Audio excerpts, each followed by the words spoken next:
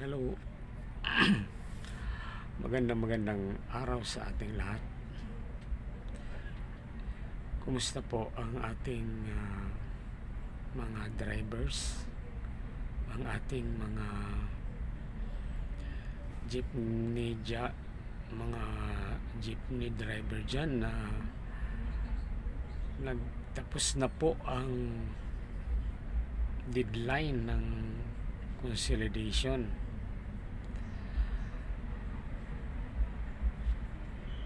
Tayo po ay nagtatanong sa ating Pangulong Ferdinand Marcos Jr.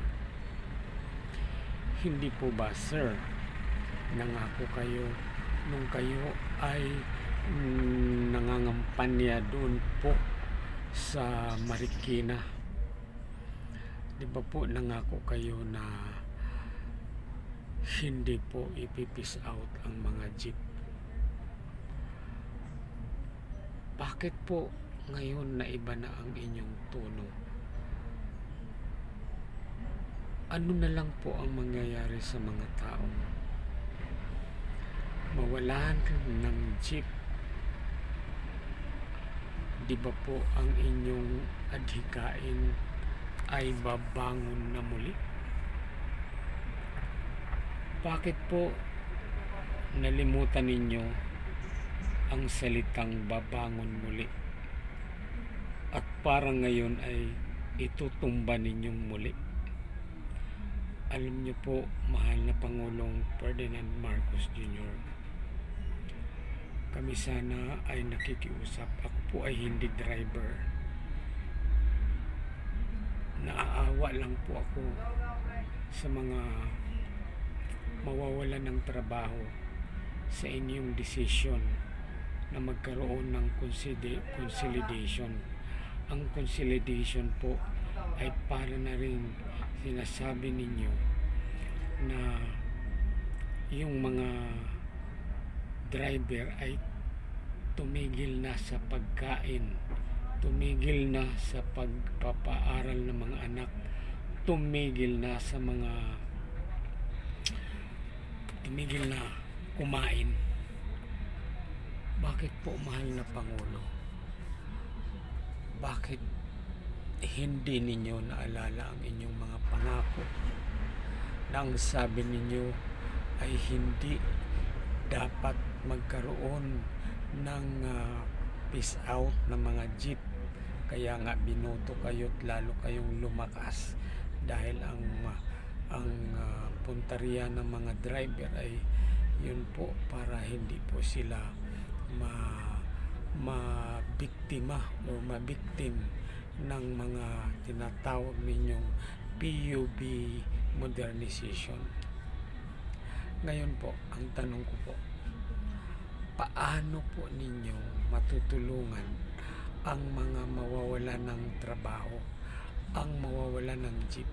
May plano na po ba kayo dito? Kayong mga taga LTFRB, mga taga DOTR, inisip na po ba ninyo na ang mga kinabukasan ng mga batang nag-aaral na pinag-aaral ng mga drivers, ang mga batang gustong makapagtapos ng pag-aaral at ngayon ay aalisan nyo ng hanap buhay ang mga drivers na nagpapaaral, nagpapakain ng mga anak, nagpapakain ng pamilya? Nasaan na po ang inyong konsensya, mahal na Pangulo? Akala ko pa ba naman ang inyong pangako ay totoo? Bakit nadarang kayo sa inyong mga tauhan? Bakit kayo naniniwala sa mga sinasabi ng inyong mga tauhan? Hindi ba kayo naaawa sa mga Pilipino na mabibiktima at maapektuhan ng plano ninyong consolidation? May mga plano na po ba kayo para sa inyong mga alternatibo kung saan ninyo ipapa transfer o ang mga taong mga driver na mawawala ng hanap buhay, may mga may mga ano na po ba kayo, mga alternatibo na maibigay sa mga drivers? Ang tanong po namin sa inyo, mahal na Pangulo, paano po sa isang operator mayroon po siyang 5 hanggang 10 jeep? Ang bawat isang jeep po na yun ay may isang driver na tagapangalaga at siyang nagmamaneho dun sa jeep. Kapag itinuloy po ninyo ang modernization plan na ito, ano po ang mangyayari sa mga taong aalisan ninyo ng trabaho? Aalisin ninyo sa kanila ang kanilang mga jeep. Mga taga DOTR, mga taga LTFRB, hindi pa kayo nag-iisip, sir, ma'am. Ang sarili lang po ninyo ang inyong mga iniisip. Bakit hindi po ninyo tingnan ngayon? Hirap na nga po ang mga Pilipinong mga drivers, tapos ididiin pa ninyo. Hindi na kayo naawa. Paano po yung mga may anak na 5, may mga anak na pinag-aaral, may anak na nag-aaral sa kolehiyo, na gumagasto araw-araw, kung aalisan po ninyo ng karapatang maghanap buhay ang kanilang padre di pamilya, paano na po yun? Hindi po ba ninyo naisip ang negatibong side sa inyong mga sobrang pagmamadali sa pag-modernize ng inyong mga sasakyan? Alin po ba ang mas magaling? Yung tulungan nyo ang mga tao na nagmamaneho pang makita nila ang kanilang kita sa araw-araw upang igasto sa kanilang pamumuhay, sa kanilang pagpapaaral, sa kanilang mga gamot. Paano na lang po yung may maintenance kung inyo pong aagawan ng hanap buhay? Kakayanan pa ba ninyo ang mag-sustain, magbigay ng mga ayuda? Gaano lang po ang inyong mga ayuda? Isang araw, isang linggo, isang buwan, ubos na po.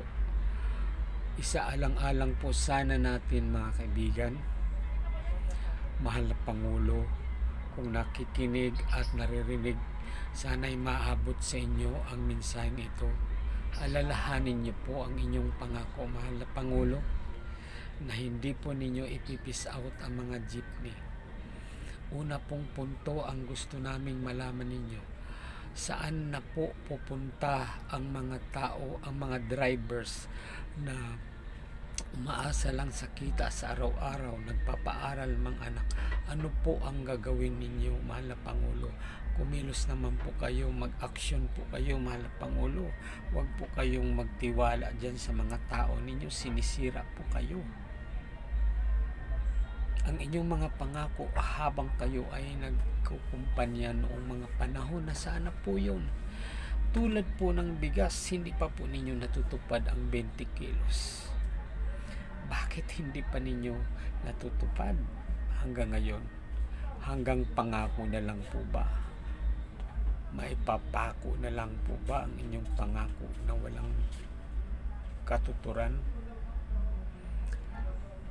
Paano na lang po ang mga drivers na mawala ng mga trabaho, lalo pa ngayon nagmamahala ng mga pangunahing bilihin tulad ng bigas? Paano na lang po, mahal na Pangulo? Sana makarating sa inyo ang bawat hinaing ng bawat isang Pilipino na kukunan ninyo ng hanap buhay sa araw-araw. Paano na lang ang mga sakit na tinutulungan nila, may mga maintenance, tapos alisan ninyo ng mga pangkabuhayan. Sana magising kayo, mahal na Pangulo, at inyo pong mabigyang aksyon ito ngayon din, na mapigilan po ang pagtuloy-tuloy ng modernization na walang kwenta na magbibigay pa ng pasakit sa mamamayang Pilipino. Hindi pa naman tayo ngayon asinsado at hindi pa naman tayo mayamang bansa na kailangan pa nating mag-modernize at pahirapan pa natin ang ating mga mamamayan. Mahal na Pangulo, sana marinig ninyo ito. Nasaan na po ang inyong pangako, 20 pesos na kilo ng bigas, at diba ang unang pangako nyo ay hindi ninyo ipipis out ang jeep, at bakit ngayon, ano pong nangyari? Tinatanong po namin sa inyo ito. DOTR, LTFRB, bakit ngayon nagkaganito? Mga kaibigan, mga kababayan, suportahan po natin ang ating mga drivers na huwag naman sana silang bawian ng hanap buhay. I-share po ninyo, i-like, and para malaman po ng karamihan ang aking video na ito, na sana'y umabot doon sa kaitaasan na marinig nila ang boses ng mamamayan. Maraming salamat po. Si Don Pipot po ito, ang inyong kaibigan dito sa YouTube. Paki-share, like, and subscribe.